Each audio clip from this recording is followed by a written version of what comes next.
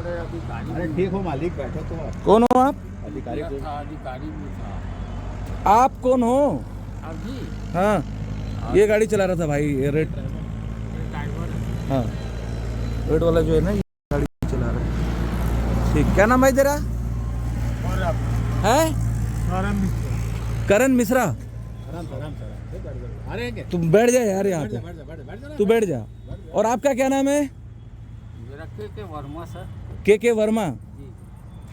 आप ये विधानसभा का पर्ची क्यों नहीं निकाले हो अभी तक? गाड़ी में जो विधानसभा पर्ची लिखा के रखे हो, सीजी गवर्नमेंट लिखा के रखे हो, ये गाड़ी किसका है? ये रॉन्ग साइड से ला करके गाड़ी को, खड़ी गाड़ी को ठोके हैं। गाड़ी ऐसे लहरा के चला रहे थे ये लोग, इनको देख करके गाड़ी खड़ी कर दी गई थी, उसके बाद ला के ठोके हैं ये।